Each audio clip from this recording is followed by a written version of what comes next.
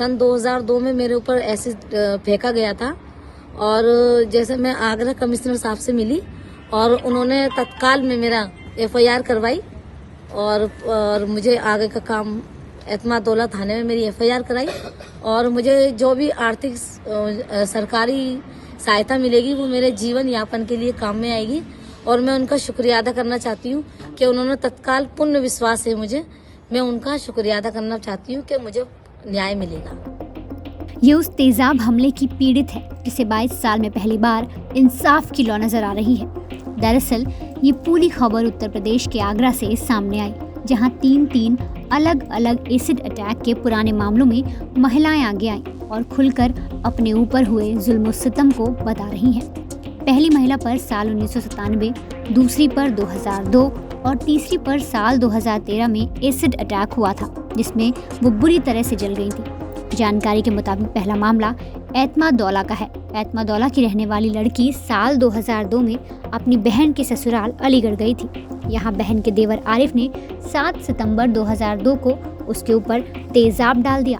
इससे उसका चेहरा और शरीर बुरी तरह से जल गया था। जब उस पर तेजाब डाला गया तब वो मात्र 14 साल की थी।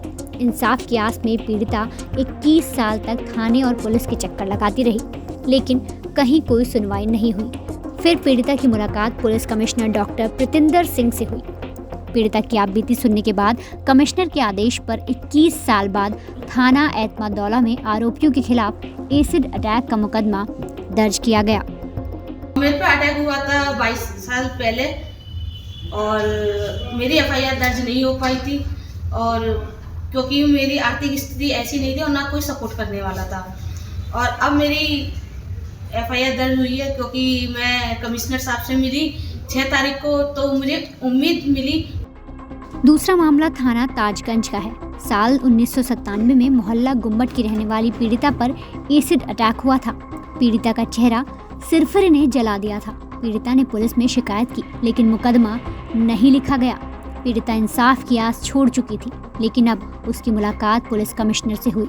एसिड अटैक पीड़िता की फरियाद सुनने के बाद कमिश्नर ने थाना ताजगंज पुलिस को आदेश दिया। तीसरा मामला थाना हरिपर्वत का है।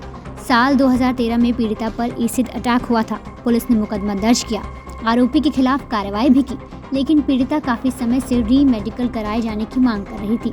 पीड़िता की गुहार सुनने के बाद आगरा पुलिस कमिश्नर ने पीड़िता का री मेडिकल कराए जाने के लिए जिला अधिकारी और मुख्य चिकित्सा अधिकारी को पत्र लिखा है।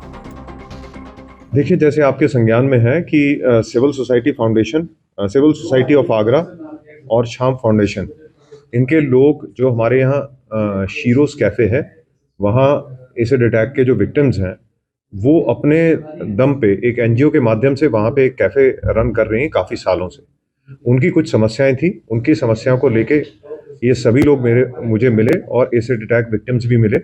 उनमें से 2 विक्टिम्स ने बताया कि उनके केस उस समय रजिस्टर नहीं हो पाए। उन्होंने ये नहीं कहा कि वो पुलिस के पास गए और पुलिस ने केस रजिस्टर नहीं करवाया। उनका कहना था कि उस समय उनकी हिम्मत नहीं हुई, उस समय परिस्थितियां ऐसी थी कि उन्होंने केस रजिस्टर नहीं करवाए। तो उनसे तहरीर लेके एतमादौला में एक और एक ताजगंज में मुकदमा कायम किया गया है और उसकी फर्दर इन्वेस्टिगेशन होगी और प्रॉपरली डिटेल्ड इन्वेस्टिगेशन होगी। पुलिस कमिश्नर द्वारा की गई कार्रवाई से एसिड अटैक पीड़िताओं ने राहत की सांस ली है। सभी ने पुलिस कमिश्नर का आभार जताया है। उन्होंने कहा है कि अब जाकर उन्हें लग रहा है कि उन्हें जल्द ही इंसाफ मिलेगा।